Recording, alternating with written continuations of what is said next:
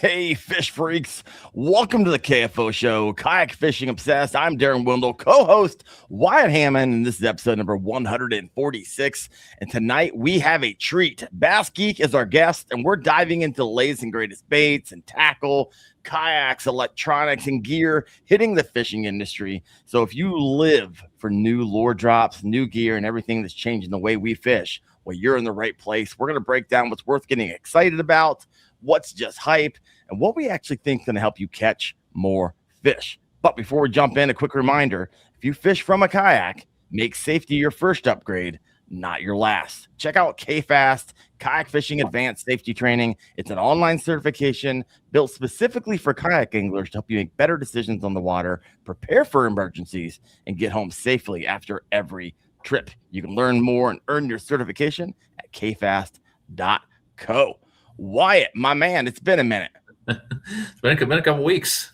It's been a couple weeks. Yeah, I've been watching you run crazy all over Florida down there. Oh my gosh, that show is insanity. We're going to get into that in a little bit, but yeah, I've been running the gun in, and then back for a week, and then I'm gone. I'm leaving this Friday for a fly-in trip to Canada.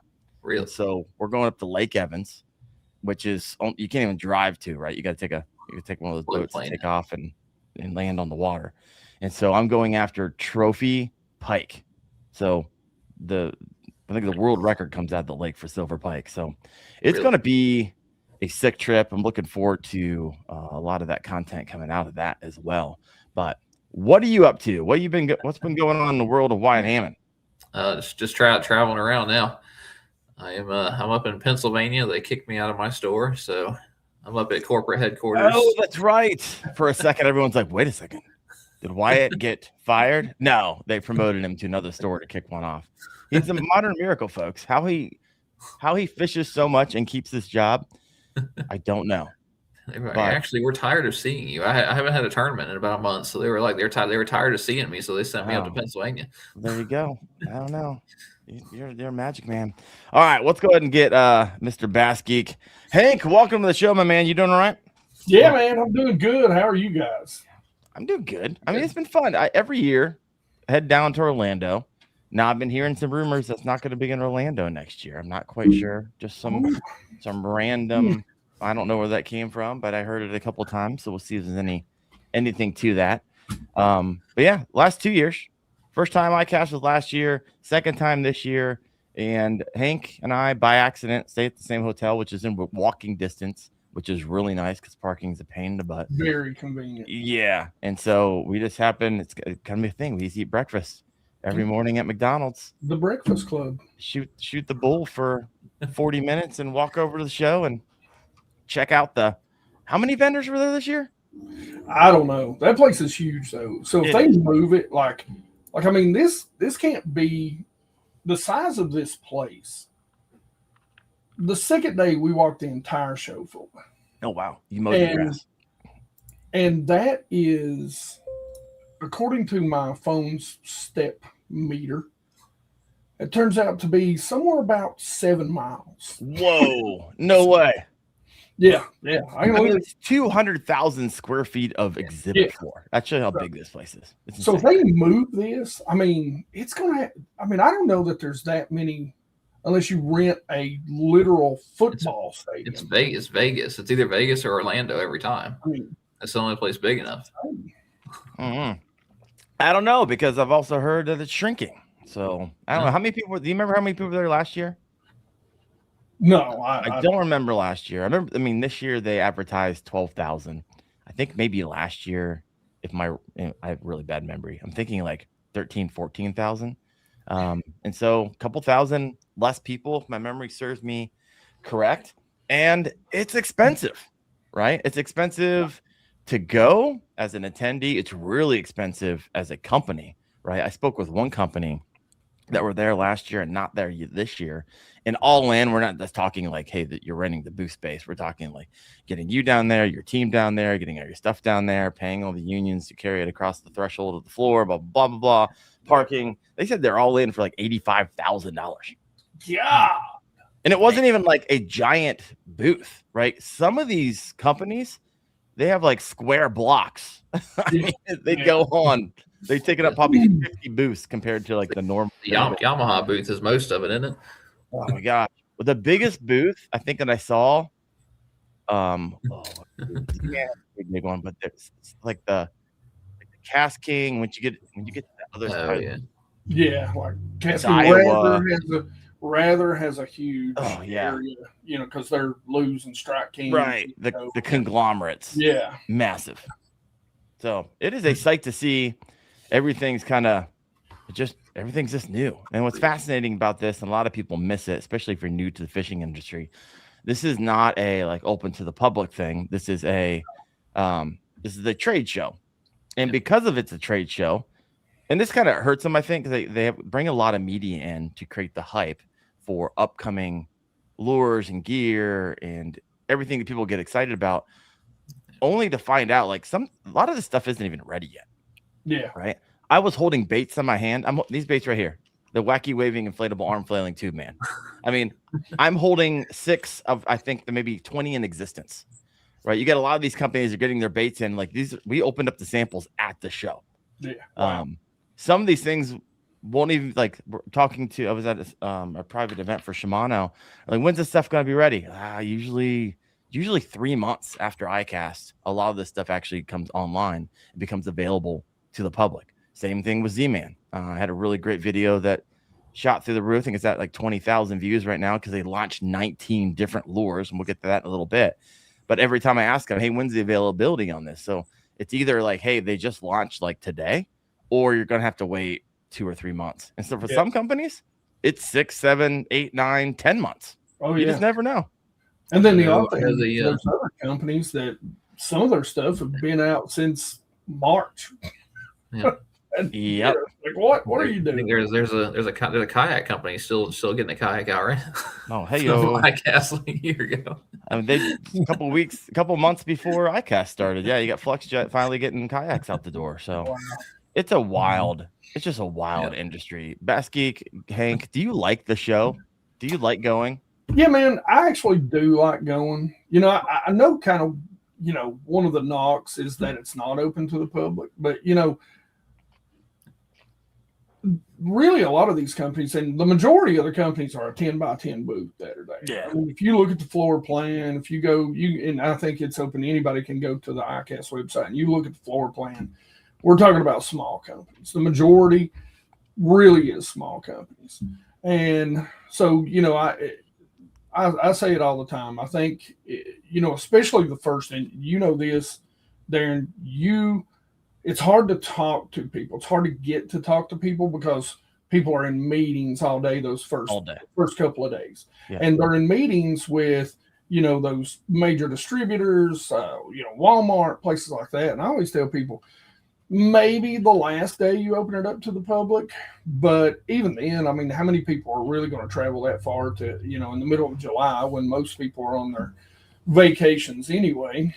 And everyone's so hungover from Thursday, they don't really show up really late on Friday. And then around noon, everyone starts packing up their booth and walking out the door. So, it's one of those things where, like, if you open a trade show, and for people that don't understand and haven't been in an industry where trade shows are a prevalent thing every year, you're really interfering with businesses. Now, maybe not the big companies, like they've already got their deals in place 90% of the time, but those small mom and pop companies that show up to places like this, who they're one big deal away from changing their lives. Mm-hmm. And could you imagine it being like,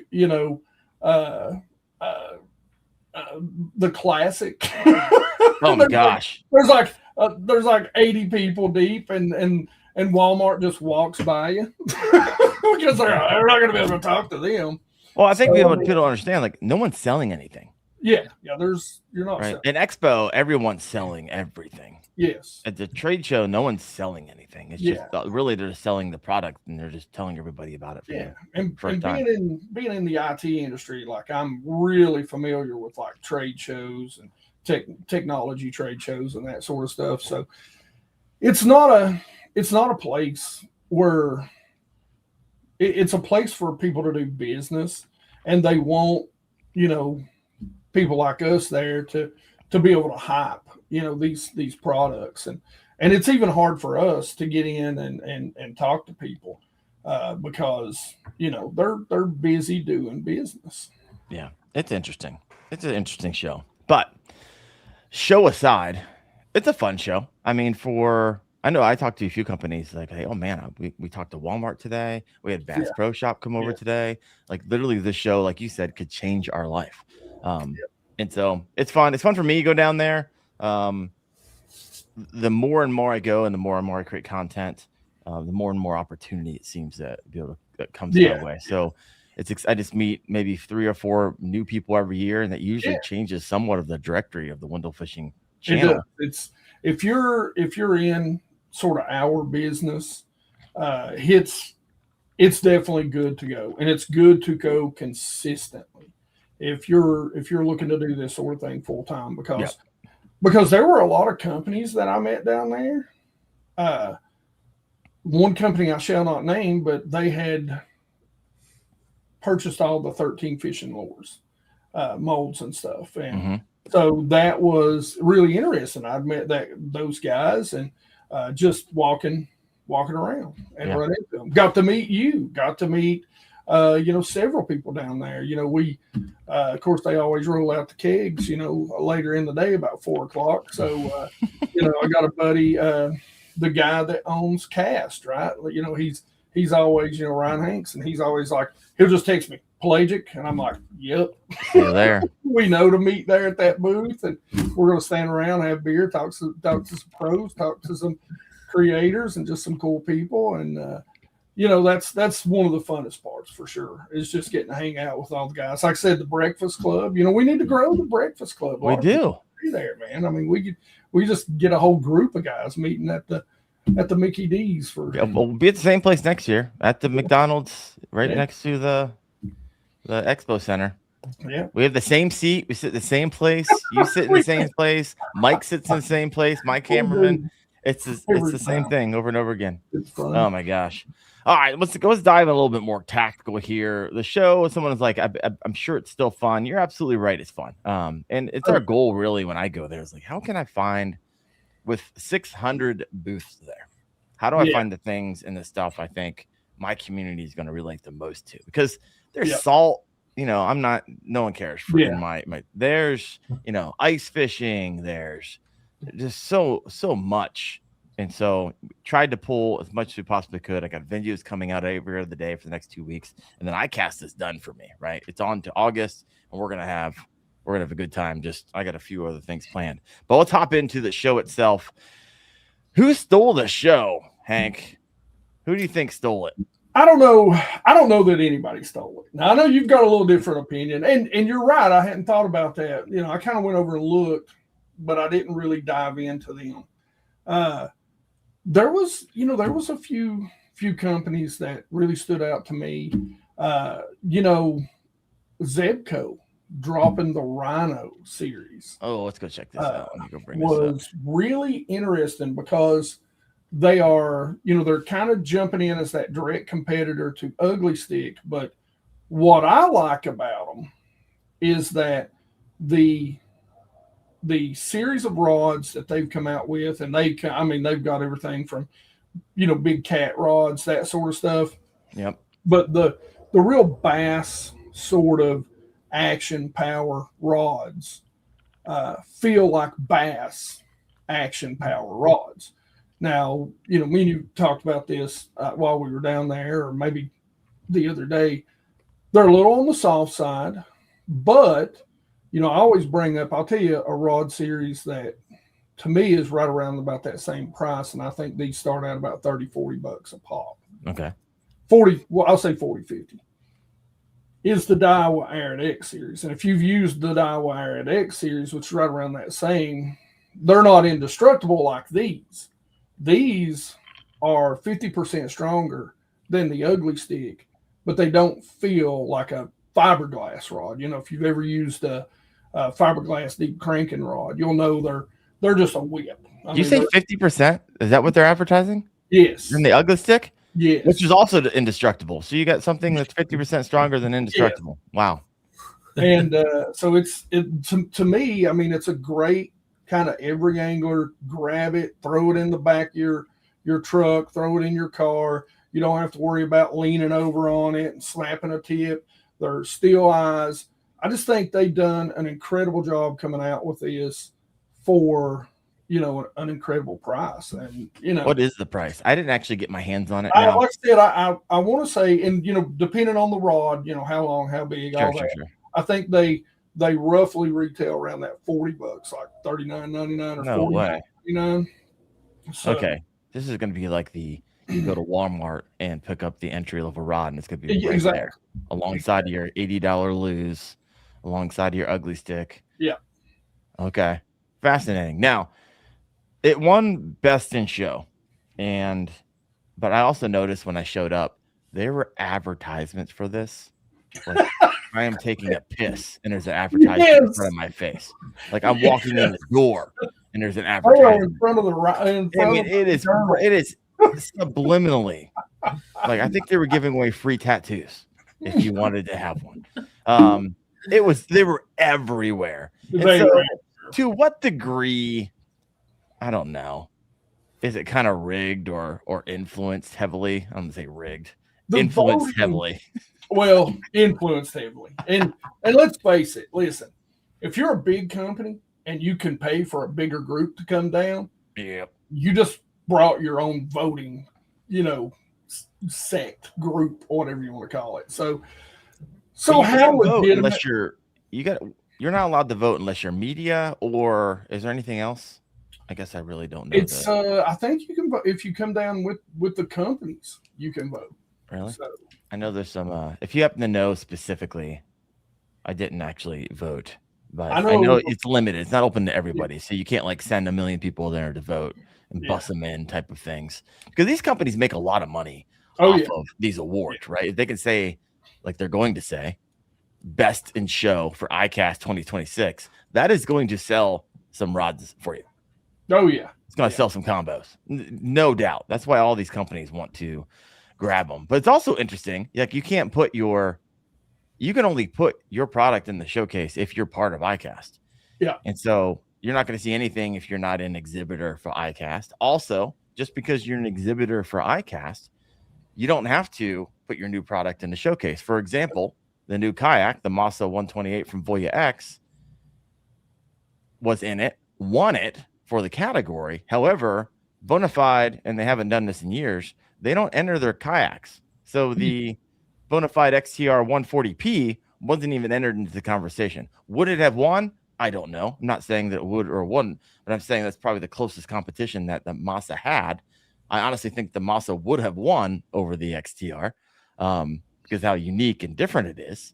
But it's just interesting how the voting works. I just got done editing a video today, walking through the new product showcase. And it was fascinating, right? There's tables and tables and lines of everyone's trying to get that trophy. There's probably 50 trophies, and I'm seeing stickers, right? Stickers over here, and then lures over here, sunglasses over here. It's just it's fascinating. So I can see how it could be heavily influenced, especially on the media side. Right? I'm on the media side. Yeah. However, I could also be on 16 pro staffs as well as a content creator. And so, I mean, those are almost like guaranteed votes. Yeah. I don't know. I'm just saying it's, I take I vote all the time, and I take mine very serious. I don't care if I'm working with somebody or not. I vote for the real stuff. And so, and for example, like I won't vote for any apparel company because they just don't make my size, most of them, and most of the clothes that they make. So unless they start putting the sizes out there, showing that I can wear them, you're not getting my vote. There you go, folks. If you want to vote next year, just put extra small on your size, and you'll get you can hang the vote for you. Oh, I love it. There's a lot of X's in my size. So good. You want to share that story you shared with me at breakfast? Because I think that's hilarious. Facebook jail. One? Facebook jail. Oh, yeah. Can you share that? So 2 years ago, I talk about this. 2 years ago, I come down. I bring a buddy of mine down with me. We're done, Friday, we've got all the interviews. We're sitting by the pool having a beer, and I just lean back. Both of us got full beards, and snap a shot, post it up there. Just kind of a ha. Chilling by the hey, ICAST. Whew, it was rough this year, and so Facebook puts me in Facebook jail for 30 days for showing. I don't want to get you in trouble for saying this. Female anatomy. And all I'm going to say is I did appeal it because there was no female anatomy in front or behind us. It was just my rack. They decided was so hot that it shouldn't be shown. Put him in Facebook jail. And I appealed it. And they still denied it. So I'm in Facebook jail for my man boobs. Oh my gosh. Tell me you got something like printed out and framed. I don't think I have it. I'm going to AI something for you. Yeah. I'm AIing something for you. Be prepared to get that via text shortly. Yeah. It was, it was interesting. Oh, so good. To say the least. All right. So who do you think stole the show, Hank? Let's start with kind of the lore categories. What do you got here? Because that's like your bread and butter. Again, there was a couple of different companies I thought stole the show. GSM, man, and I really went there and focused on the small guy. Yeah. And there was some good small stuff, but I thought GSM did an incredible job. I'm really excited about the brush crank that they've come out with for Bill Lewis. I'm excited about the top water because, if you ever watch any of my monthly top fives, as soon as we get to like April, number one's always going to be a top. It's don't even bother watching the number one bait for 6 months. It's going to be top water. So they've come out with a really interesting top water bait. And that really doesn't do it justice. You can kind of see the wings on the side. Yeah. But apparently what those are there for is so that when it rolls over as it's coming across limbs, it kind of acts like the bill on a square bill. It keeps that bait from rolling and getting hung up. Now, mind you, I haven't used this. I'm dying to get my hands on it to try because that's a huge bite in the fall. Is running crankbaits through laydowns and brush. So keep in mind that not everyone's looking at this. So walk through, like visually, explain what you're seeing here. So this is a medium diver crankbait, and on either side that run kind of parallel along each side of the bait, but also along with kind of the direction of the bill from head to tail. There are these little, I'm going to call them wings, for lack of a better term. And those wings are positioned around the hook area. They're midway vertical on the bait, but they're close to the front and back treble hooks where those hangers are. And so if that bait rolls over, it's not a square bill, it is a round bill bait. And if that bait rolls over, those are there to keep the bait from rolling in and protect the treble hooks from getting into the brush as they're coming across. It's really buoyant, so it is going to float up. But everything I've seen and everybody I talked to said that this thing is very, very woodless. It's not snag proof. But and if anybody would know, and I have to give them this, if you haven't used their square bill, I'm telling you this right now, that is the most snagless, weedless square bill on the market.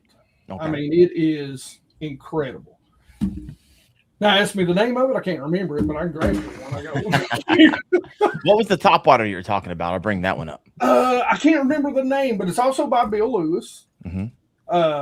It's kind of like it's got this weird sort of popping, spitting. So it's like a stick? popper. Yeah, I believe it is the spit stick. It's got this weird thing where it pushes water through and out the sides. So it's got this completely different. You can pop it, you can walk it.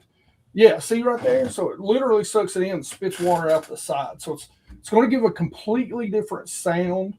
I wish we could see the front of that too, but because it's a different front of a bait than I've ever seen anywhere. And I always rail about how big companies don't innovate, that most of the time it's the smaller companies that do the innovations. Yeah. But I have to give it to Bill Lewis. Now, listen, sometimes they will swing and miss hard. That one top water they had that looked like a boat up. I don't know. Some people swear by it, but there it is. The stutter step 4.0. Yeah, the stutter step. It's on clearance right now, 25% off. Surprise. But that's incredible. Now I'll tell you what, that zigzag right there. Boy, you're talking about this. Y'all messing up right now. That thing is. All right, so this is wild. Explain what people are looking at, how you actually fish this. You were sharing with me over our breakfast club. Yeah. So if you're old like me, you'll remember a bait called a front runner. A front runner was the ones I used. The original I heard was made of balsa, and they actually floated. The ones that got big would actually sink. Well, what the zigzag is, it's got two line ties, one in the front, one in the back. It's got a feathered treble on it. It's a very small little head. And what you do, and I learned this the hard way, please use braid because I got a double, two 3-pounders, and I was using, I think it was 15 or 18-pound mono, and they just snapped it right off when they go two different directions. But you want about a foot and a half leader coming off the back side of it, and you're going to tie your walking bait to the back side. So it gets the name zigzag because they kind of walk across each other. That's so it looks like a small bait fish in the front, which is the feathered treble. Yeah. And another fish chasing it. And so what ends up happening a lot of times is those bass will hit that zigzag head, and then as they take it down, if there's a group of bass around them, one of the followers will grab that bait as it's swinging around behind them, and you'll double on it. Pure madness. Especially in like right now, Wyatt, you mentioned this a couple weeks ago. Like these big bass, they group up in this hot water. They do. It is wild. I was fishing at AEP, it was over 100 degrees, and when I didn't see a lot of fish, but when I did, my goodness, there's 3, 4, 5-pounders grouping up, and it was insane. And they would follow. You'd hit one, and it'd be like 4 or 5 other big ones. You can't take it off and cast fast enough to get of course, they're always bigger, the ones chasing it, than the ones you got. 1,000%, every single time. Every time. Wyatt, have you ever fished a zigzag? Haven't fished that. I remember the Norman front runner and the Bill Lewis front runner and all that. So I never tied it on as much as I fished Murray and stuff like that with all the school and fish. Never played around with it. Yeah. All right. So you like the spit stick? That was new. I hope I like it. Like I said, none of these I haven't put on the water yet. That makes sense. Except the zigzag. That one it's got its dedicated rod. Yeah. You can even buy them right now, right? So for those of you listening, it says the item you select is not available. It's an ICAST 2026 release. Yeah. So stay tuned. All right. What else we got? Now, the one thing, since it was, I'm going to stick with the GSM deal. Okay. And I think they may have just broke the koiki market or the urchin bait market. And this is one I didn't hear a lot of people talking about. And that was big bite baits. They dropped a urchin. I don't remember what it's called, but it's like $5, dude. And it's TPE. And they are and should apparently are in stock right now. And they said you don't have to worry about running out of them. So if you are an everyday angler and you don't want to pay $12, $18 for an urchin, Big Bite Baits has got you. I'm trying to find it. It's not the full cast. It's more like what's the size down from the full cast? I can't remember. The 17 mil. Yeah, I think it's right around there. I cannot find it. If anybody knows what it's called, throw it in the comment section. Is it not on their website? It's not coming up on their new products website. Yeah. They got that Sensation fuzzy stick, but that's not what you're talking about. No. That's the only thing I can see right now. I need to go check the comment section. Anybody know what this is called? Nothing. Yeah, I'm not finding it either. I can't. Hank, you sure that was Big Bite Baits? Yeah, I'm positive. Man, they're not highlighting if it was. That is insane. I thought there was going to be no, don't get me wrong. There were urchins there. There were a lot of urchins there. There were a lot of urchins. And so, but it wasn't like overwhelming. It's like, oh yeah, it makes sense. It was kind of on trend with the trend of how many I've seen. Yeah. I did see one that I really liked coming out of Skinny Bear. And I'm trying to find like really big urchins. So you got the strike chain, the chucker, right? You get two pack there. I saw those, didn't actually get my hands on it, but I went to the Skinny Bear and they gave me this guy. He's monstrous. However, my cat got a hold of it and he started chewing off all the freaking tentacles. So it is a cat toy, literally. So I only had one. So I'm a little pissed at my cat for that, but nonetheless, these are unique, Wyatt, because, and I guess this is patented, at least that's what they told me, but they actually drilled a hole through it. So gone are the days where you like shove it and break the TPE. There is a hole drilled to this. You can easily put your frog hook or whatever you're going to use on it. And so I was like, oh, that's kind of brilliant. I don't know how you can patent that, but they did, I guess. Patent pending. Guess we'll see. I think. Now, does that one? Who makes that one again? Skinny Bear. Yeah. I think. Who was it? The Chucker has 2 holes in it. Straight King. Oh, it does? Has holes in it? Yeah, it has 2 holes in it. And I think the new one from Rapala has 2 holes in it also. Oh, man. The lawsuits are going to be flying. Good luck doing Straight King. Have fun with that one. Now, I will say this. We did get an interview with Big Bites about that bait. So that will be coming out probably next week. Tease a little bit on that? Yeah, we'll tease a little bit. That I can't believe they don't. I just looked at even Big Bites website. Yeah, it's not on there. It blows my mind. I don't see it. Any other urchin that was like, hey, this is a little bit different, something a little interesting? Yeah, man. Who was it? Hold on, I've got it pulled up here. The Anomaly by Fish or Die. Small company there. They actually had a couple things out there that I really was interested in. Is the Anomaly the one that was missing half its tentacles? Yeah, it's like the top and the bottom. It's kind of flat. Yeah. It's kind of got a hybrid between, like, its tentacles are like forked legs, and then it's got like the jig or skirt material in it too. Uh-huh. Well, Tackle Warehouse won't let me into their website right now. Oh, goody. You getting the, what is it, 504? I'm getting the service unavailable. What's that about? Yeah. Here you go. Here, I'm just going to go straight to Fish or Die. Here we go. I found it. Forget Tackle Warehouse. Let's see if it'll pull up. Yeah, shout out Gabby. Let's see if it'll pull up the Big Bite Orbix. There you go. The Orbix. Oh, you found it. Yep. It's on Bassmaster, and one of the Bassmaster ones. Some in the comment section. I will never fish an urchin. Please don't. Yeah, don't do it. He just don't lets do us it. get more fish. We appreciate you. I'm all about it. Here we go. I found the Anomaly, Fish or Die Bait Company. So if you're wondering what this looks like, can you see that? Did I share it yet? Yeah, there it is. Yeah, it's on there. Products from GS. Yeah. So what do you like about this one? Well, it's a little more frilly. It's got a lot more movement to it. Seems a lot softer. So this one's the raw. It doesn't have all the strands. Yeah. Then you have the standard, which has the strands. Yeah. There we go. I like it. What I 13 like millimeter core. Has 8 for those listening in. 8 bait fish style appendages, kind of radiating around the outside. So it's going to be the TPE type material, and yeah, so it's just a little different. And the good thing about it is you can go with the core, which in Clearwater for me might work a little bit better when it's dead sleep, overcast. Yeah, and you can go with one that's got all the appendages. Maybe when you're in a little dirtier water or heavy cover, so you get a little combo. Now, something else they actually had that I like was the shredder. Now, they didn't drop this at ICAST this year, Wolf and Walmart just said, "Don't sleep on the shredder."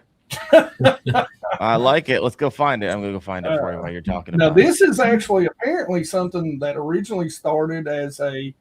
I know this one with missile baits. Yeah, I have these. Yeah. So this is something that I'm really jacked up about, especially being that I'm not going to lie, I'm a scoper, guys. I love my scope. I'm not going to apologize.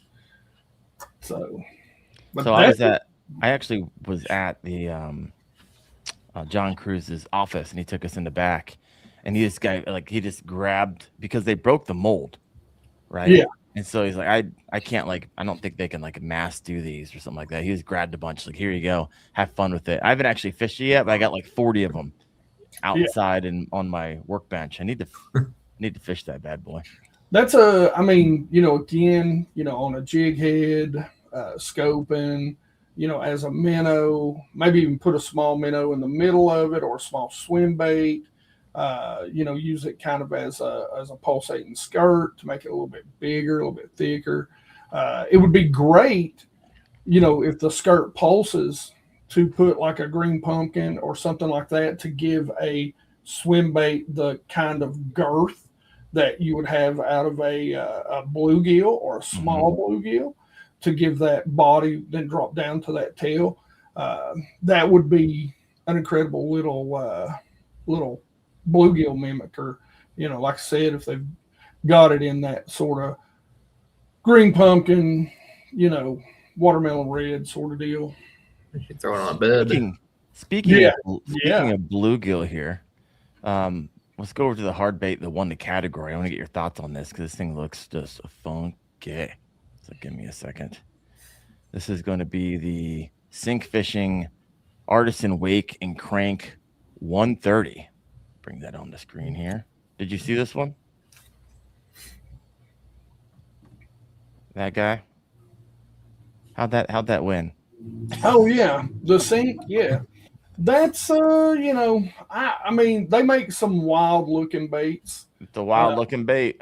Yeah. You think because it was so wild, it grabbed the attention in the midst of hundreds of lures, and everyone's like, "Oh, I'll vote for the one that stood out and I can remember." Yeah, I think so. I mean, don't get me wrong. I've fished some other swim bait, multi-joint wake baits, and I really like them. But I mean, that is a very detailed, very, very interesting bait. 130 too. It's really not that big either. No. So most of my fish have been bigger, and I kind of like the smaller ones, especially during the daytime. Do you fish a lot of wake baits? Oh yeah, man. Yeah. So I come from an area where if you don't know about the long A, right? So the long A is the worst jerk bait that's ever made, right? But it is one of the greatest wake baits you'll ever use. It takes a little bit to get used to because it is designed to dive, but the long A is especially for smallmouth. The bomber? Yes, the bomber long A.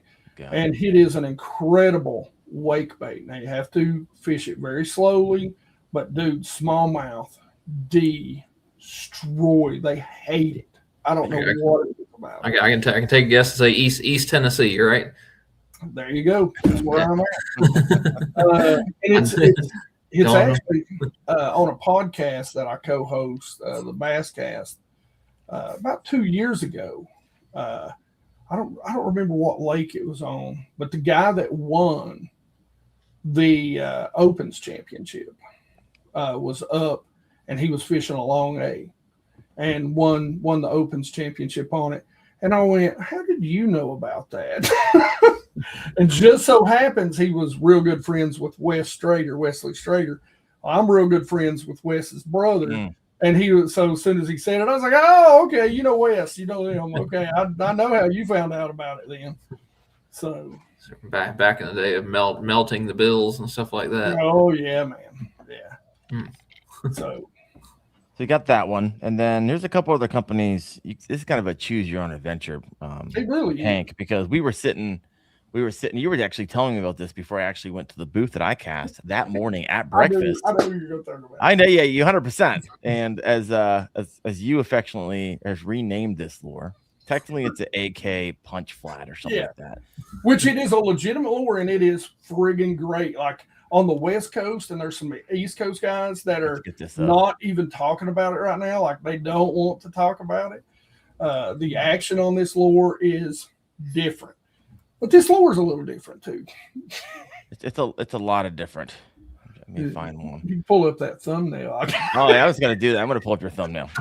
You can start talk a little bit about the company if you can. So, I'm gonna bring. So actually, Mike just found this out earlier today. I didn't know this. It's actually on their banner. Oh really? Yeah. So this company. The gentleman that started this company, and this is a Japanese company, was actually the guy who kind of began the whole Nico rig craze. Oh, wow. And so and say their name again, my hillbilly gets in the way sometimes. Issei. There we go. I had to ask him 4 or 5 times. Yeah. Right here, the secret flipping bait you're not using.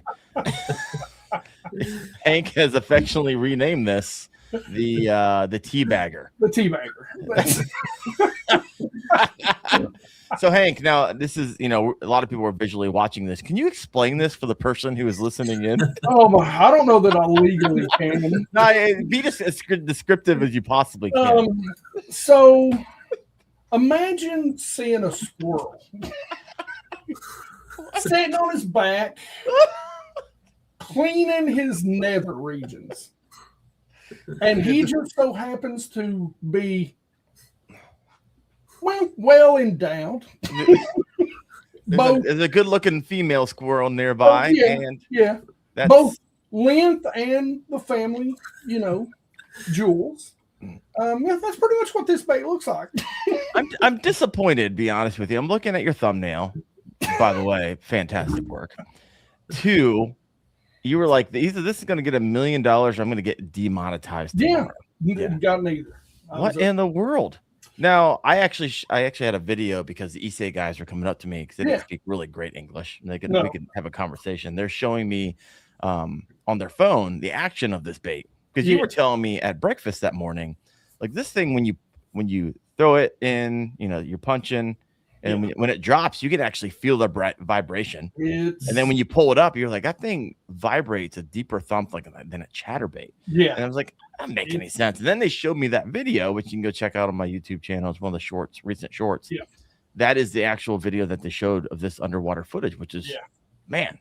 And then recently I've had a lot of people write like that thing kills it, clobbers them, destroys them. And everyone's like, be quiet, shut your mouth, stop talking about it. I'm going to kill you. I'm going to slit your tires. I literally say in this video, in that video, I go, somebody is going to punch me in the face for talking about this. So. That's it. So Issei, IISSEI. And they've got a lot of good hard baits, a lot of other good soft baits out there. And like I said, apparently the guy who started this company is the guy that really started the whole Nico rig craze over in Japan before it came to the U.S. So how do you fish this bait? Obviously you're punching it, but like what's punching is to me one of the great ways. But I mean, you just Texas rig it, you can drag it. I mean, listen, throw it Carolina rig in it. Now the big thing about this, you have to put a smaller hook in it based on the size, because you don't want to inhibit that teabag flap action. There you go. And you can give this thing a vasectomy too and cut that right down the middle and it flaps like beaver style. It'll paddle away. The surgery. So many people commented, I had to turn away when you were cutting it in two.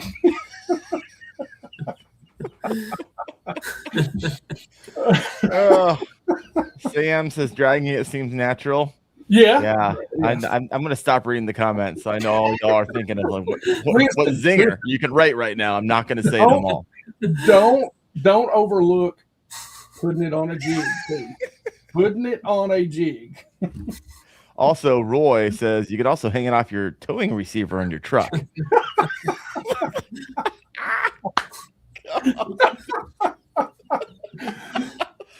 I'm trying not to say all the things where I have to like hit explicit and then I get demonetized. So I'm just trying to keep it. If you're not in the comment section right now, you need to be. You should be there right now over on YouTube. You can comment all the different places it's being posted. But man, you got Justin Mayberry's ordering right now for the truck. This is a small one. They actually make a larger one, which is wide and flat. Kind of looks like it's been run over by something. It doesn't look like a larger one of these. That is for sure. My wife was not happy with him that day. Kind of stomped it. I don't know. Oh my goodness! Have you tried the larger one? We bring that up. I have not. I didn't know they made them that big.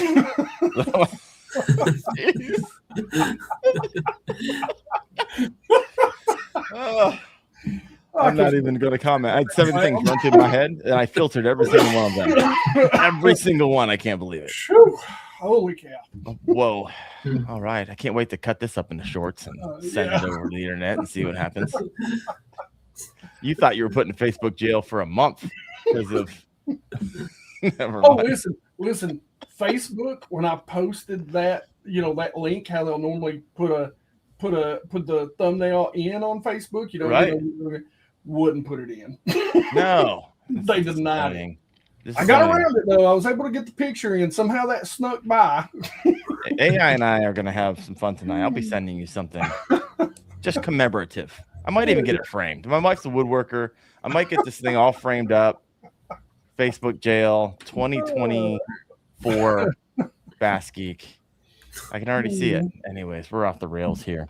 All right, so Issei they make this like, I forget what it's called. It almost looked like a Yamatanuki, but not like the bowling pin. Had like 8 little legs coming out the side. Yes. I was like, it's like the Kima Shimushi or something like that. Yeah. They had to say it 7 times, and I just repeated it on camera. But that one looks interesting, mostly because I really love the Yamatanuki. So those are the 2 that caught my attention. If you guys want to try something new, you can head over there and try the tea bagger. I got one. They're like, here, you can have one. So it just felt weird just taking it from another man, to be honest with you, and grabbing it and putting it in my pocket. But that would be an exchange. Wow. AK Punch. This is the lore you'll probably hear more about in the upcoming months. A lot of people who've already found out about it are keeping it quiet, and here we are pissing off the world talking about it. Love it. Issei, ISSEI, check them out. We talked about Skinny Bear. Did you see the Skinny Bear frog they had? They had four legs coming off the side. You didn't see that one? That was I may have seen it, but listen, I told you earlier, when I go to ICAST, like a few days after, it's like my brain just dumps it. I just can't hold all of it anymore. There's just so much stuff. There was a killer little topwater by a company there. What was it called? It was called the A-Pin or something like that. The what? Little walking bait, but I was wanting to talk to them about it, but apparently you can't even get it in the US yet. So. Oh, really? Yeah, a lot of stuff over in Japan, and then we eventually get it. Yeah, I noticed that when I was in the Shimano event. They're like, oh yeah, this Conquest. It's been available in Japan, when now we're just kind of making it available, you peons here in the United States. Yeah. So that was interesting. Did get my hands on the new Corrado DC 150. So got one of those. I probably could sell it for about $1,000 right now on eBay if I wanted to. But the good news is my cameraman got one too. However, he reels with the left. And so, oh man, that really sucks, man. This just really sucks. Looks like I got 2.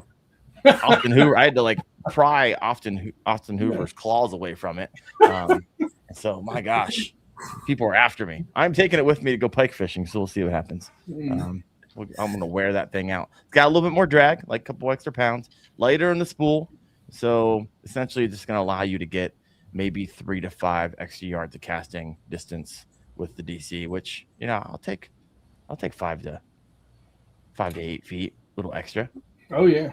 So have you tried any of their other DCs? Like, I'm a big fan of, especially for the price, the SLX. I have an SLX. I've been using it for a long time. They're me too. That's like my go-to, like lighter. Like I throw all my poppers and stuff like that.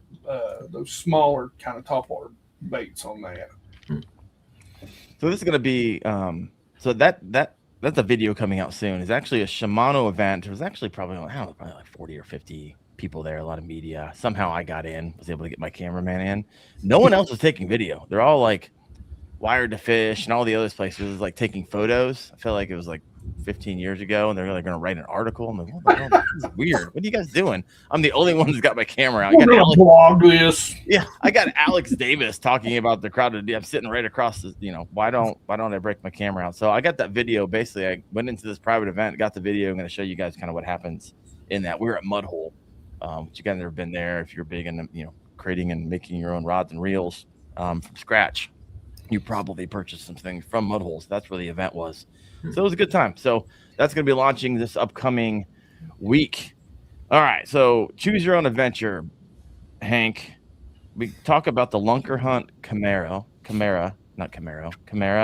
or we can talk about the kayaks because you will be getting into a kayak soon. Well, yes, no? Hopefully, I want to. That is the hopefully. One eventually. A lot is going to depend on when I can finally, get rid of the day job. So, because for me, like, look, I'm a boat guy. I'll always be a boat guy. I love my boat. That's what Debo said, and now he's in a kayak. So, well, you can upgrade to a kayak. It's okay, but. There is some really good fishing on some of the rivers around, and so like I want something that I can go river fishing. And when I say rivers around here, they're wide and shallow. There's some really good smallmouth fishing, especially during the summer. And so it's something that I'm going to want to be able to. Unfortunately, I'm a fat boy, so it's going to have to be enough to keep me semi-stable. I don't want to bring a bunch of gear, maybe 4 rods and small box. Just something that I can drag across some shoals when I want to shoal hop and that sort of stuff. So PWR, is that what you're getting?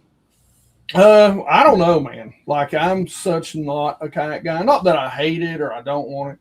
Like, you got to remember, man, I've been my whole life has been out of a boat. So and around here, these highlands reservoirs, there's just not areas unless it's those rivers that those areas where you can go, I can get a kayak where you can't, not here. It's in the back. Look, 8-foot power poles are a total waste of money for me. I mean, they won't even hold. You go from 0 to 40 feet in like 2 seconds. Yeah, literally I can't tell you how many times I've put my boat, beached it on in the back of a cove, put my power poles down, only to shift and float out in the middle of the lake.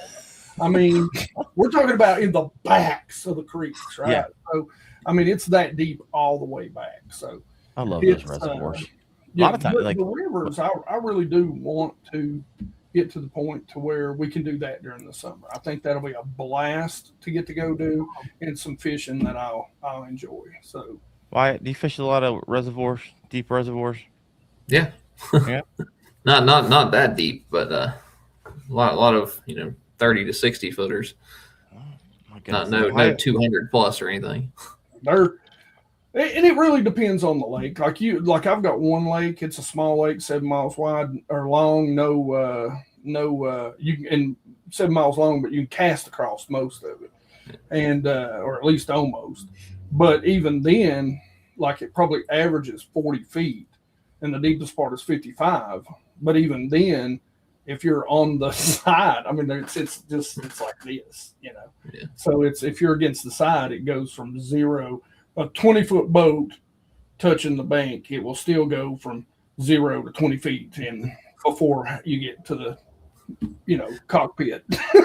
So I live in Ohio, like this is crazy. Like it'll go like 2 feet, and then 10 feet later, it might be 3 feet, and the deepest any lake around here gets is like, whoa, 25 feet. That is a deep lake.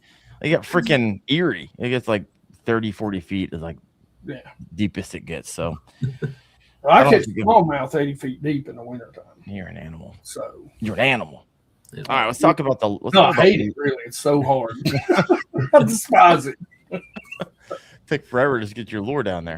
It does, and we're talking about an ounce and a quarter. Like, yeah, you're sending it too, and you're still waiting. Yeah, I'm dropping a queen's tackle ounce ball head jig that has a quarter ounce bullet weight pegged on the top.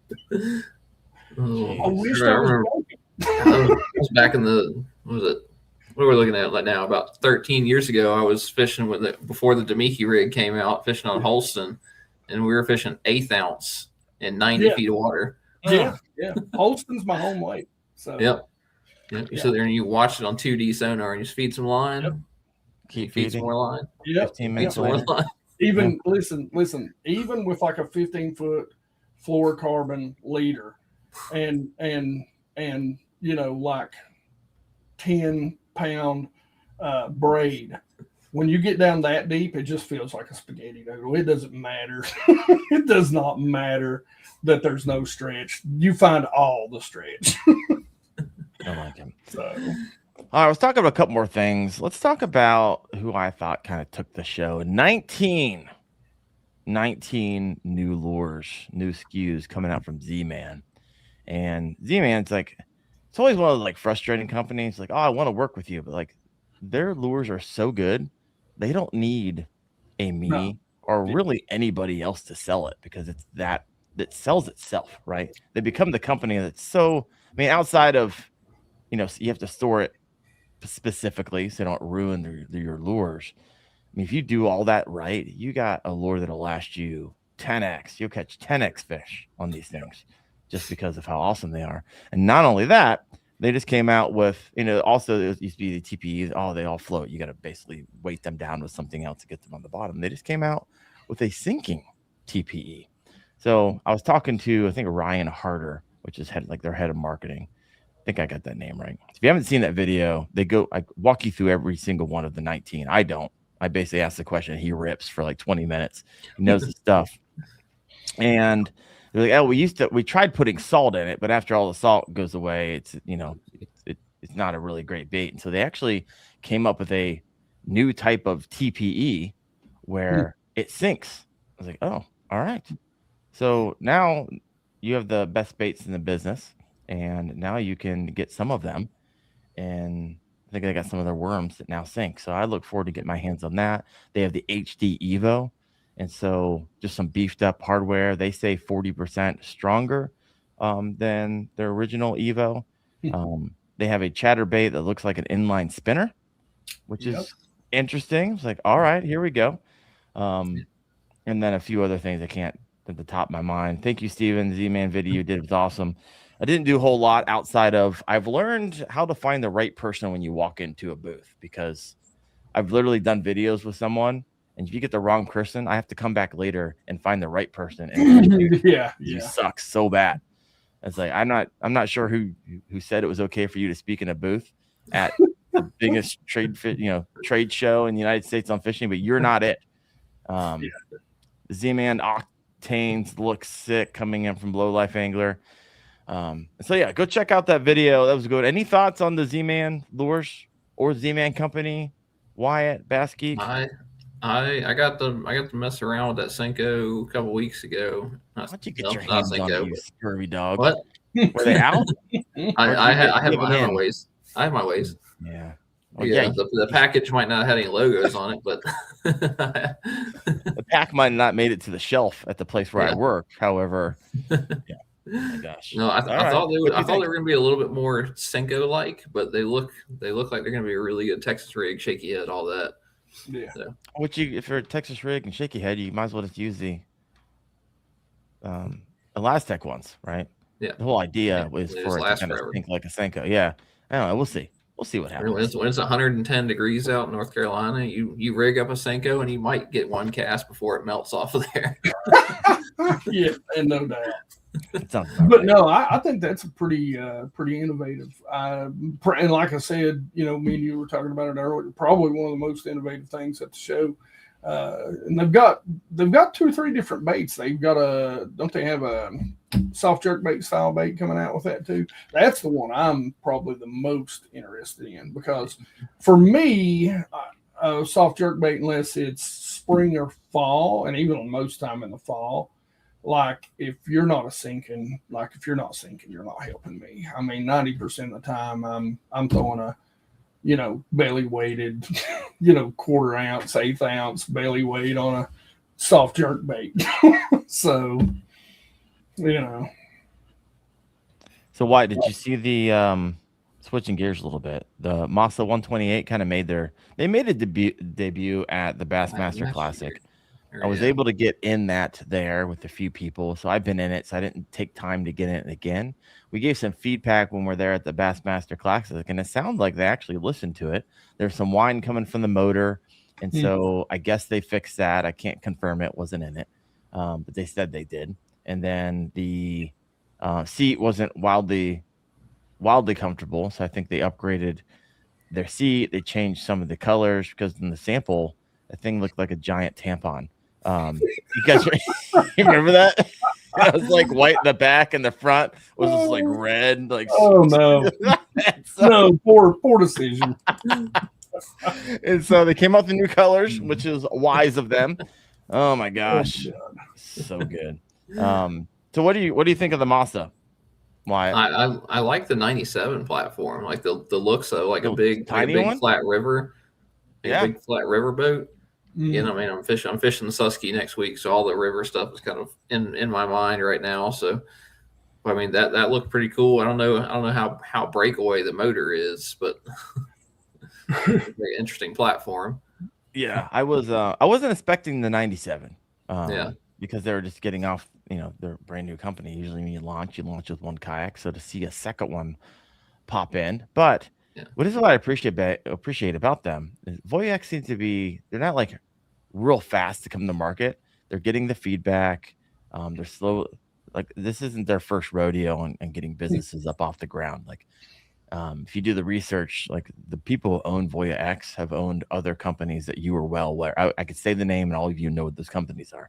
And so this is when you feel it, it's a tough kayak. I think a lot of people are going to be very excited about it. I think a lot of people, based off what I can tell and what I've been in, if you purchase one, I have a feeling you're going to be pretty happy with it, right? Because that price point, I think they're sharing $4,000 at show for the big one, $3,000 at the show. So special prices if you get them early.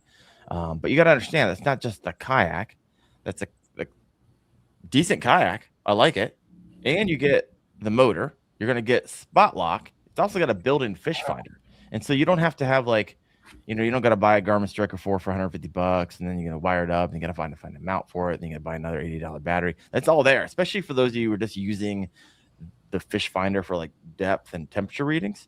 Yeah. That's already built in.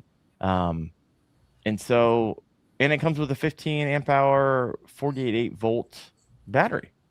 And so it's like, this is interesting for a $4,000 price point, and you already get all those things. So if that was on your bingo card and you wanted all those things in one, I think I saw today from an outfitter, they're saying we have never had so much demand and pre-orders for the Masa X than any other kayak out there. Wow. And so there's a lot of interest and a lot of people putting their money where their mouth is when it comes to this particular kayak. I think the rollout, they did a fantastic job. Didn't overhype it, right? And then kind of allowed that gradual hype mixed with a lot of people were getting in it. They took feedback well. They communicated with everybody that they took the feedback, and these are things that we changed before we brought to market. I haven't seen a company do that well in a very long time. And so Voya X, congratulations on that. I think you're going to have a future in this market. 100%. Now, the one thing I noticed and I thought was pretty cool was that they had the built-in graph. I was like, oh, that's smart. Yeah, that's my electronics geek coming out right there. I was like, oh, smart. It's there. So that was interesting. Let's talk a little bit about the Black Tusk Outdoor. So this is going to be the overarching company that oversees Lunker Hunt, and then a new kind of brand coming out called Worm Fishing. We'll talk about a few of the things. Their Wild Wacky Inflatable Arm Filling Tube Man. We'll talk about that in a second. We'll talk about the Stickity Split. But let's talk about what I want to affectionately call. Let me bring this up here. This is going to be the Chimera. Let me share my screen. Let's see if I got it. I'm going to call this the toilet brush. Yeah. This is the toilet brush. Yeah. I'm here for it, though, because I saw the thing moving through the water. I'm like, holy cow, this thing's going to catch them. I know it is. I know it. What do you think of this crazy thing? I mean, I like it. There's a lot of different ways to rig it. I mean, you know, How you're rigging it? What's going through your mind when you're looking at all this? You know, man, It's 6 inches, by the way. So if you guys, I'm right off the bat, like I'm a huge Nico rig guy, so of course I'm thinking Nico rig right off the bat. You know, a free rig would be pretty awesome with it. You know, especially like I can't remember in the footage I seen, does it float or is it a sinker? Mojo rig that thing. There you go. Let me read this. Oh, a Carolina rig too. Oh yeah. I don't think it floats. Nope, floating plastic. It is a float. Ooh, yeah. Oh gosh, the free rig. So, be awesome. Dragging, shaking, all that fun stuff. So I want to get my hands on this because it's like a mix of a urchin. For those who are listening and you can't see it, it literally looks like a toilet brush, right? It is. It's what like an old one. Few bristles missing. Yeah. Someone else. Roy said it looks like a medieval weapon. Yes. Yeah, mace. Ain't that 100%. It looks like a mace. All kinds of funkiness. Looks like what was the guy from Walking Dead? The baseball bat. Oh yeah, the barbed wire on his head. Oh goodness. A little more pointy, maybe, but this one's not available now, but I'm looking forward to this one. Comes in 4 colors. What were those colors? I bounced off of it here. You're gonna have Scuppernog, pumpkin, nitro tip.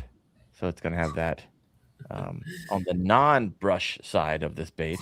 Yeah, that's interesting. I know, right? And of course you got GP, classic, and then your black and blue. So I think they nailed the colors. If you're gonna come out with 4 colors, those are colors I think I would come out with. So well done there. They also came out under the Black Tusk Outdoors, which it's been a recent kind of conglomeration, right? Yeah. Lunker Hunt, Worm Fishing. They got a couple other ones as well. I'm not wildly familiar with. And I mean, leave it to Lunker Hunt for some unusual baits. Yes, they've kind of got that history of that. You know, they do. However, if they were like ridiculous, like they were in the novelty like category for me. They're actually coming. I feel like they're coming back a little bit to actual usable lures and less novelty and a little bit more legitimacy.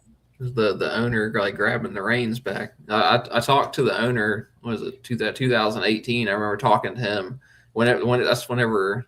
I think that's they had like the turtle, didn't they? They had like turtle, tarantula, and he was sitting there like he's like, I want to make some baits that actually look cool. He's like, but my PR team keeps telling me no. No, and everything. It might be time to bring the tarantula back out.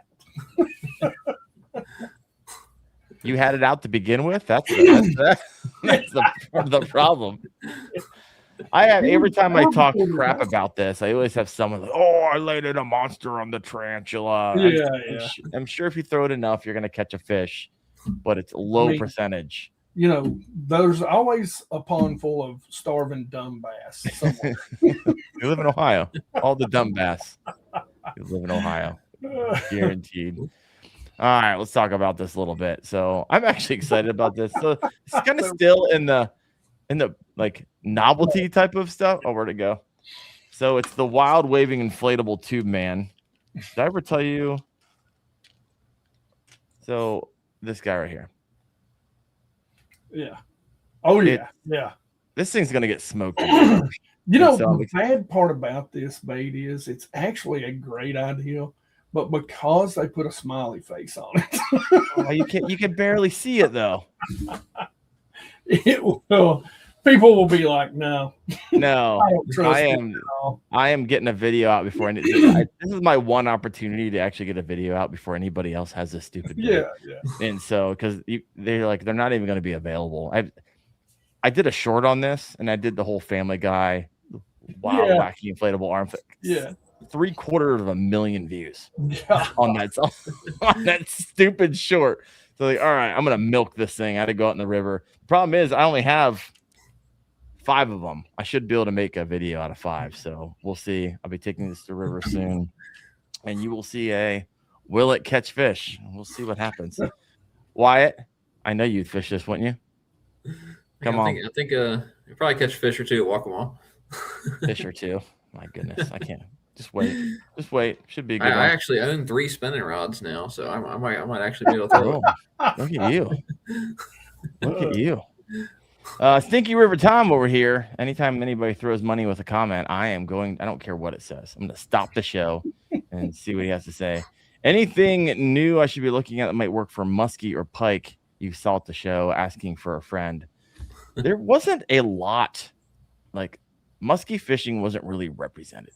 It was either salt, a little bit of fly fishing, and then freshwater. Of course, I know that muskie or freshwater and pike, but I didn't see any like catfish. There was a big Mad Cats thing in the middle, but I didn't see any muskie specific booths.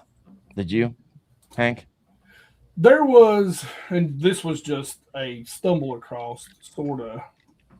They had a bait. What was the biodegradable? I'm looking right now. So what was it? ATP or something? I'm trying to find it. But they actually had all these, and it's made out of like food grade, like gelatin and that sort of stuff. But they had a huge bait for muskie fishing. Okay. Apparently they're up north. I don't remember what it's called. I'm looking on the floor plan right now, trying to find them. That 10-foot long worm. Oh God, yeah. This guy right here? Is that what you're talking about? I know you're talking about the giant worm. Yeah. I think it's funny that every year I walk into the new product showcase and Rapala, however you want to say it, always has a giant lure. It's the same lure. They just put like an American flag or something else, and they won. They won the category for novelty. They keep winning this stupid category every single year. I shouldn't be hating. What is this company's name? We have those in the store. Do you for real? How much are they? $100? $10. $10. No, these things are like this. Oh, you're talking about these? Yeah. Oh yeah, I'll get to that in a minute. Actually, I'll do it while BassGeek. So this is another one coming out for worm fishing, WURM fishing. If you're curious about this, this is called the Stickity Split. And what I love about this is it actually comes with 4 4-aught EWG hooks, and then 2 2-aught wacky worm hooks. And then if you open it up, you're gonna get a 32-inch worm. 32. You see this? And so you can cut it down, right? You can get a Ned rig out of it. You can make a wacky. You can do 5, however long you want. I actually want to take this out. I want to fish the entire thing, wacky style, and do a video. Where was that when you were at Waccamaw? I know. It's like bubble tape. So it is like bubble tape. So I'm excited about that. What's cool about this? Like, okay, I can foresee myself being like, all right, I'm just going out for like an hour or two. I don't want to carry the whole tackle bag. This has enough lure and enough hooks in it and just stick it in my pocket with a spinning reel setup. I can just go out for an hour. And so it's only $10. That's what I love about it too. You can get them at Walmart right now. I think they have them at Shields as well. Are they selling, or is it people are like, what in the world is that? They probably don't even know what it is. But that's actually a big category right now. NetBait's got a big one in their Hex Tech. It's like 18 inches, something like that. Is it 32 inches? It's not 32. No. Definitely not 32. I don't think I've ever seen a 32-inch worm outside of. No. So. But that long, skinny worm is hot right now. I don't remember. There was a Japanese company that came over with those. It might have been Raid. I can't remember who it was. But anyway. Like a Raid thing. Yeah. And so they came over with one, and it's just basically a real long finesse, style worm. And apparently they're killing it right now. We'll see. I know what's going to happen. I'm going to get a little tiny, like 9-incher, grab the end, rip it off, and there goes my 32-inch worm before I can get the video. That's what's going to happen. Bastards. See what happens. I got 2 of them, so we'll see if I can get a video of the full thing. Speaking of the big worm, there was a company called 8-Bit right beside of them. Oh, let me bring that up. 8-Bit like the number, or 8-Bit like spelled out? 8-Bit, like the number 8 BIT. They did these, if you guys like to make your own baits, they did this. I think it's called Hollow, but anyway, it's like Hollow shift. Yes, and it actually shifts in the water, and so that was new. That was really neat. Like I don't make my own baits, but that is a different type of color. Check that out. I mean, just even looking at it right there and doesn't do it justice. Yeah. So this is a silica-based color shifting powder pigments designed. Blah blah blah blah blah. Safe for use in epoxy. 40 microns. It makes it compatible with airbrush applications as well. So this is a powder that you can buy essentially. Yep. There you go. Here's all the colors: Ghost Trout, Solar Sugar, Molten Core, Joker. Oh, they got all kinds of colors. And what's odd is I didn't know this, but that company is actually a near me company. They're really close to where I'm from. Okay. Then they got Moon Dust as well. Looks like a similar type of thing. Yeah. Kind of like hollow shift powder. Scales. All right. 8-bit. So this is really if you just make your own stuff. Yeah, it's definitely for the bait maker guys out there. Yeah, I hate making baits. I can't tell you how much I hate making. I thought it'd be fun like 2 winters ago, like kind of go all in. I would learn about the process, and it was fun for like a month. And I was like, crap, I got all these molds. I have plastic everywhere. I got to put a microwave outside. Molds are expensive. They never come out right. They're always cavitated. It's like, my gosh, I really just enjoy opening up a bag of baits 1,000 times more than making my own and catch. Everyone's like, oh, it's so exciting to make a bait and then catch a fish on it. No, it's not. It's more exciting to have someone else go through the time, and then you just cruise through 50 different types and catch a fish on it. Yeah, and I'm with you. And I know guys, every guy that I've ever known that started making baits, they always have friends who then are like, hey man, can you make these colors? Yeah. And all of a sudden they get into making baits, and then they never fish again. Every single buddy of mine, every one of them, started a fishing lure company, has told me the same thing. Don't do it. Don't get into it. You never get to fish again. And they basically tell me, they're like, if you want to go fishing more, start a hunting company. That's what one of them told me one time. Really? I don't know. I hear people, I've actually heard this a couple of times, like other creators, I think I'm going to start a bait company. I was like, go ahead, bro. There's less competition for eyeballs because you are not going to be creating content if you start a company here soon. And I haven't heard from them ever since. You must have started it and you got burnt out on that because you can never like scale fast enough. Like if you get it going in your garage, you get some out the door, and then you got to start making some macro investments, and you run out of time. And then you're up till 3 a.m. And then, like you said, you're not fishing anymore. And then it becomes a job really fast. It is. Yeah, it is. It's not. I'd rather go fishing with the baits than make the baits and then go fishing. No, 100%. Last thought of the night. So I was walking through the new product showcase. It was kind of fun.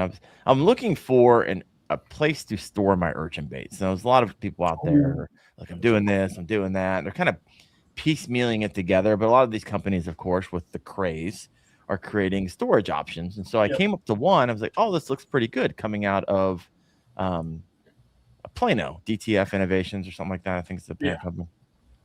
And I was like, oh, this is sweet. You basically push it through and it sticks in a hole. And I saw the price. I was like, this thing's $82. Yeah. You've got to be kidding me. And I was like, right next to it was like Busby. I was like, well, this is 82. This is going to be 182.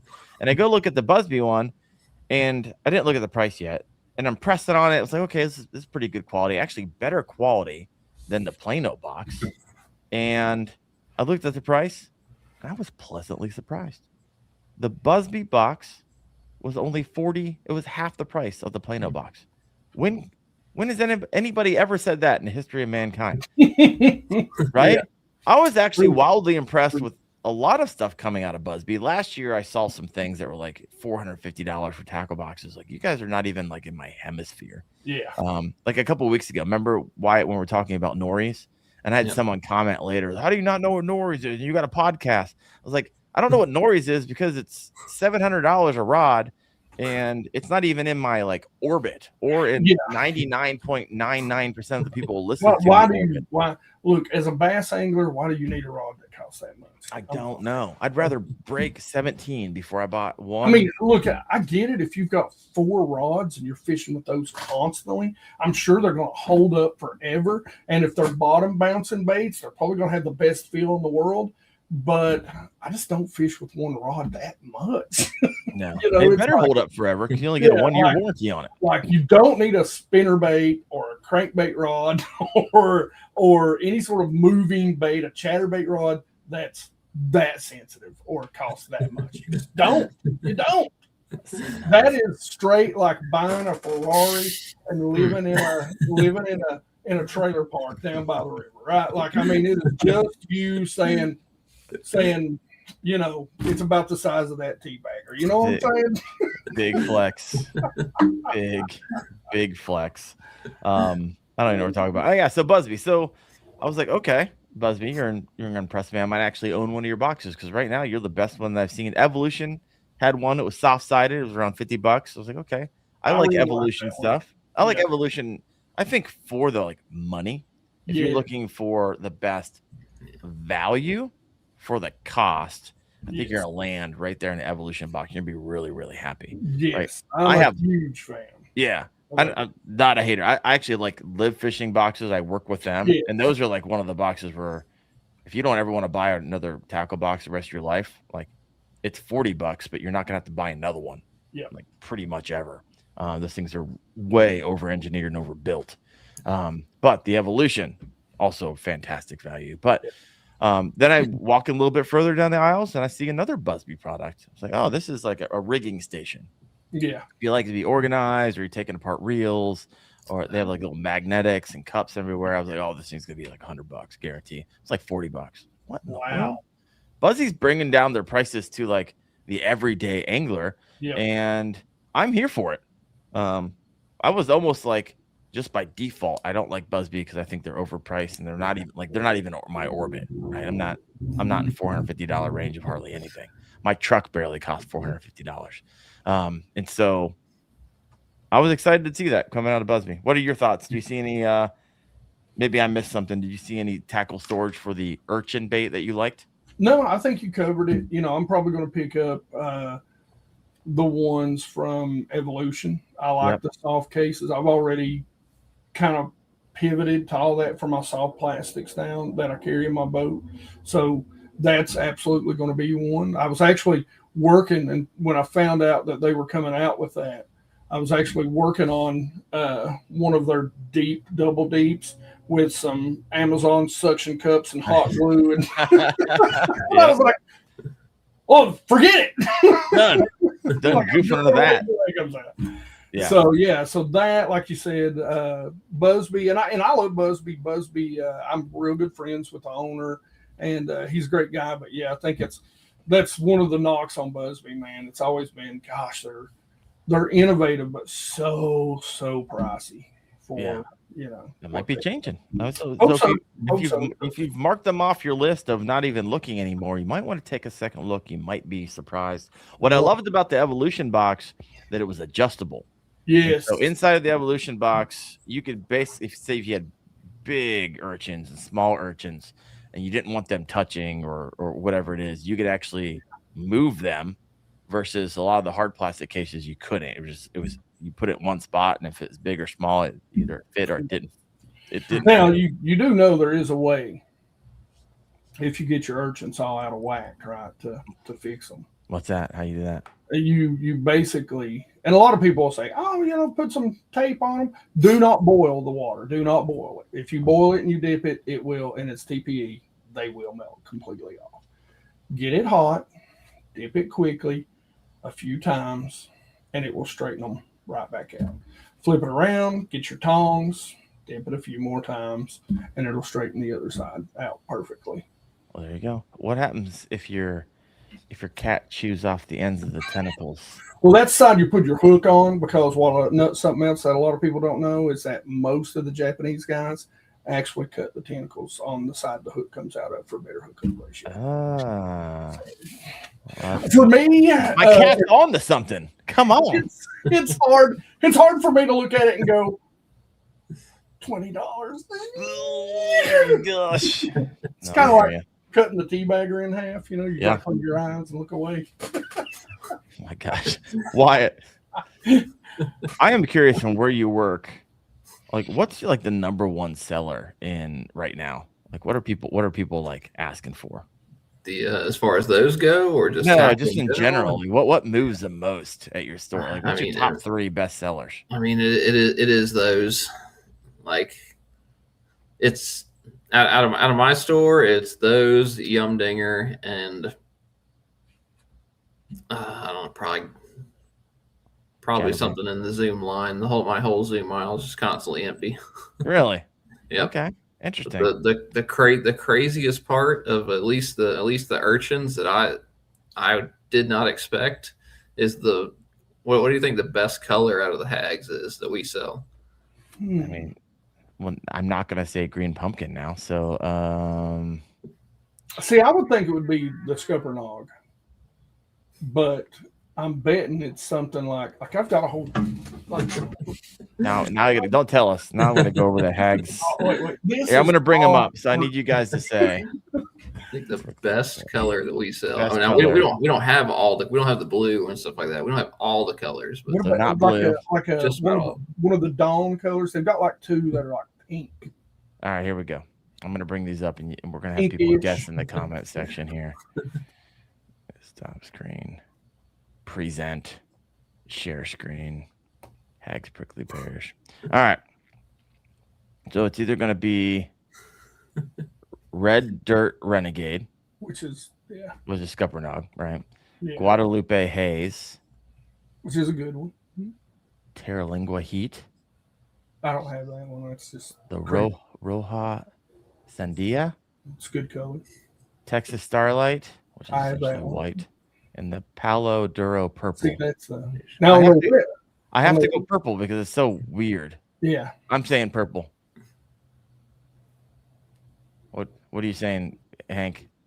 I'm going with you. I think the purple. All right, Wyatt. What do we got? It's the white one.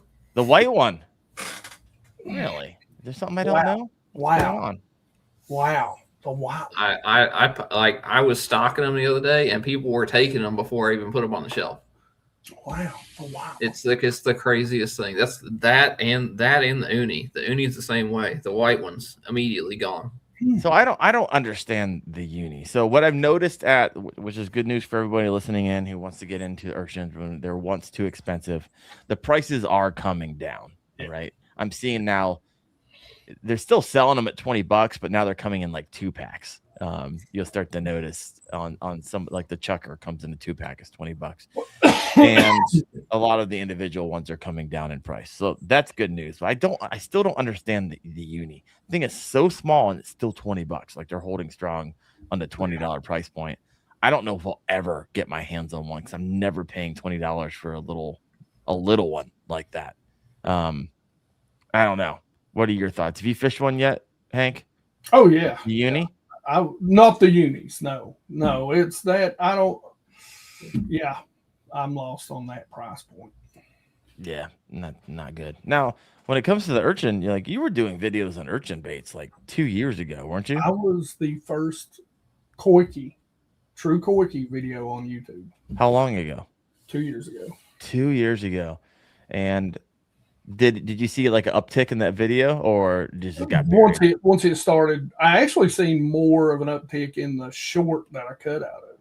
Oh, but really? yeah, I seen a little bit of an uptick on it. So we were actually fishing them for smallmouth on South Holston, oddly enough, and just knocking the far out of them about 20 feet deep around the tips of laydowns.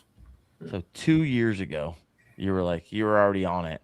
Have you used it since, or you just did a video on it and it's kind of moved over? I've used it hit and miss. Like if I again, for me, early spring when they kind of move into those laydowns and brush piles to spawn. Yep. And late fall once they kind of move in, because there's a period where especially the largemouth will kind of pull in around that.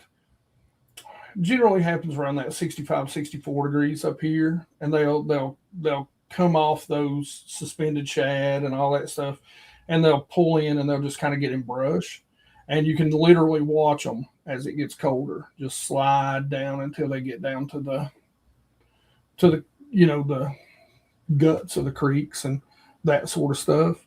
And so when they're in those trees, like fishing them over top of that is kind of when I use them. Right now, I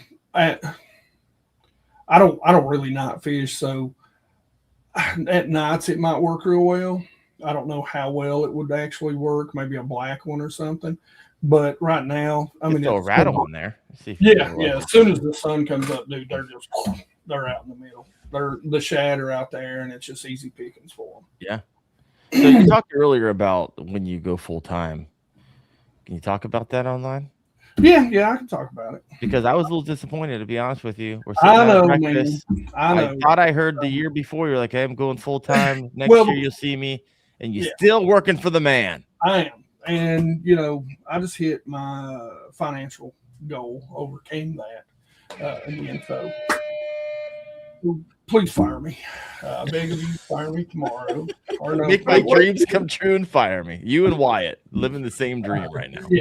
So no, the thing of it is I don't know how much of this I should actually talk about, but I really don't care. So I was planning on quitting, March of last year. And so we got bought out by I won't name names, but a major corporation. Mm-hmm. I work for a data center that's owned by a regional healthcare company. And so, they haven't came out and said this is all speculation. I've been in IT for 26 years, so I kind of know the writings on the wall. So I'm kind of waiting around to see what happens. I don't want to walk out of the building without maybe, getting a package. Oh, yeah. You want the golden handshake on the way out. We're not going to say what the package might be. It could be urchins. Maybe they watch the channel. So, never know. And so, I'm just kind of waiting around this year to see what happens. And probably next year, I'm done. I'm out. Minus a catastrophic issue one way or another. I'm not waiting another year. I'm done. So I'm excited for you. I remember that time. It was like, okay, this is. Dude, I've been waiting for it for what feels like 5 years, and we're there. Things are good. It's going to be interesting because the industry is, it's in a tight spot. It's a tough spot, right? And so we'll kind of see how that goes. It's hard for a content creator to get paid right now because early on, a lot of these companies got burnt by overpromising, under-delivering. Yes. From content creators. Now, the past couple of years, everyone's moved over to an affiliate. But there's a lot more value a content creator brings into the actual sale. Yeah. Or you might have sold something and then they might not have used your affiliate, or maybe a few more steps down the road after they watch your video and another one of your videos, somebody else's videos end up clicking on their affiliate, so you don't get attributed to it. And there's endorsement issues, but a lot of companies simply just don't want to work. They'll give away product to your freaking blue in the face. Yeah. Like I slap product away like nearly every day.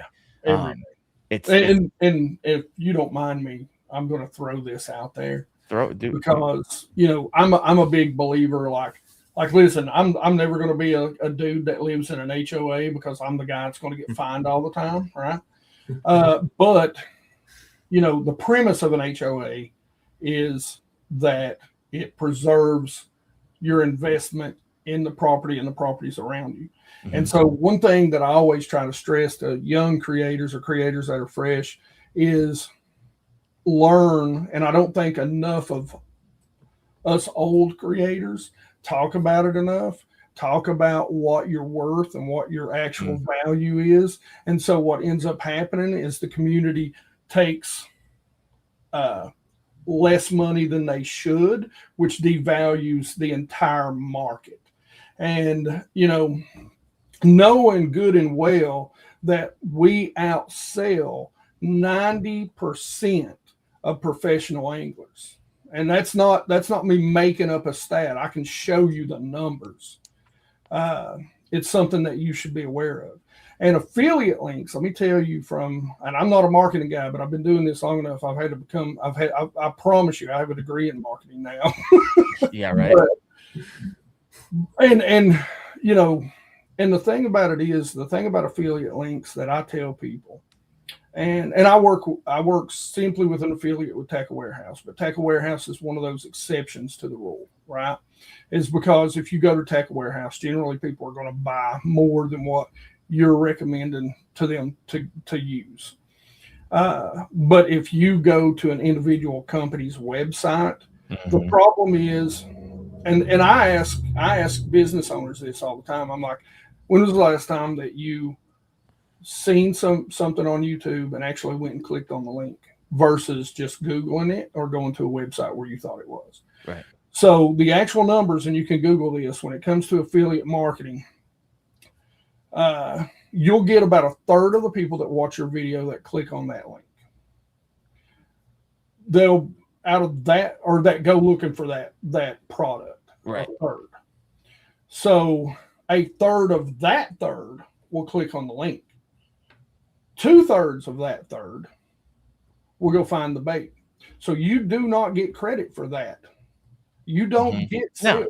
No, 100%. So the reason why most companies are super hyped on affiliate is because they know they can underpay you for the service that you provide. And then what you have to remember is, you're not a salesman. I am not a salesman. I don't have anything to do with their website. I'm not standing in their business. I'm not, telling them. I'm not there to finish that sale. That's on them. So most bait companies, if you ask them what their conversion rate is for their website.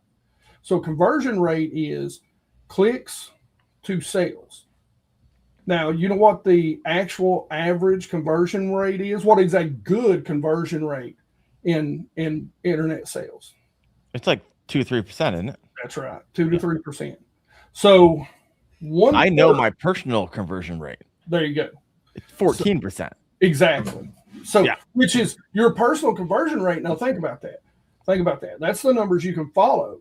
Your actual conversion rate is actually 2/3 higher than that. So that's crazy, because I moved $250,000 last year. I used Amazon affiliates. Exactly. And so that is not even, that's just a glimpse of who actually went through, which I appreciate. Thank you guys so much for that. It helps me make a living. But what you're saying, Hank, because that's not even like that's just a portion of what you're actually doing. But companies don't care. It's just the most finite thing that I can see. Exactly. And I get companies reach out to, you want an affiliate? I was like, I literally tell them now, I need an affiliate. Like I need a hole in the head. Exactly. I want nothing to do with another affiliate. I will the go out of business if I focus on that. Yeah.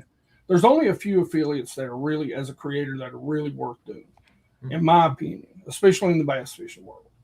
And one of them is Tackle Warehouse. Well, good luck getting them there. I know. Me and you talked about this. I'll talk about it again, because I need someone to pay attention. Amazon. The other is Amazon. I use Associates. Yeah. And it's the easiest but lowest margin. Yeah. And the other is any big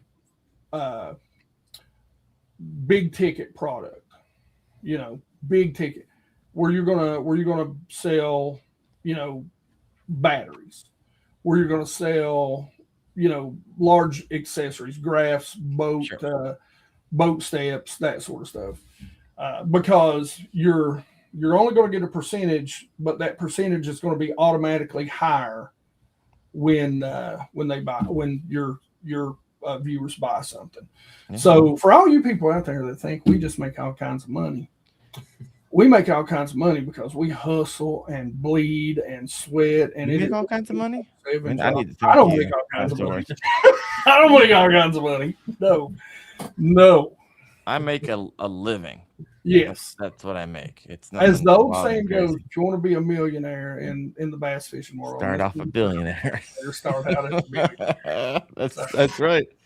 I need a tackle warehouse hookup. That's all I know. Dude, keep haggling them. I will pass your name along because I have failed you on that. I did not ever pass your name along, and I apologize. No, it's fine. Like I had Debo pass my name along, and I did a follow up for whatever reason.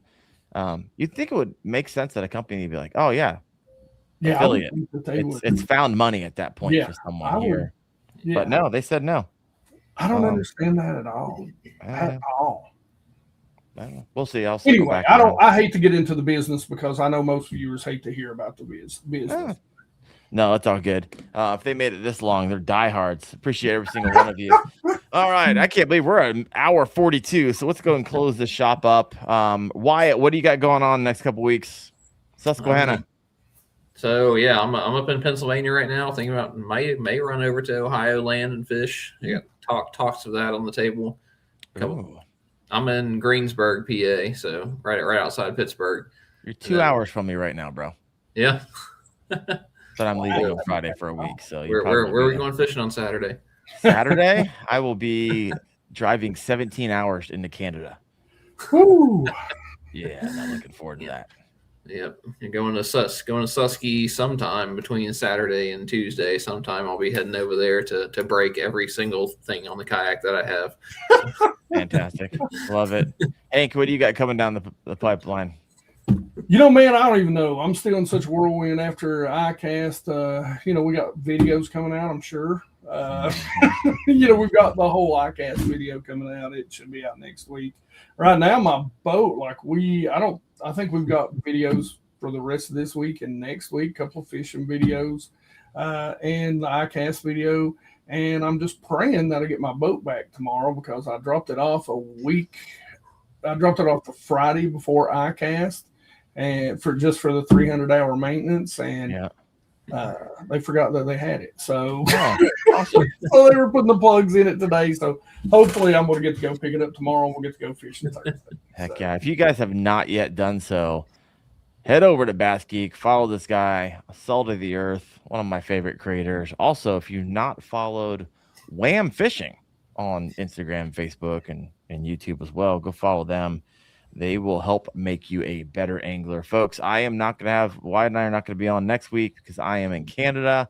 However, the following week, I'm sure we'll get someone on.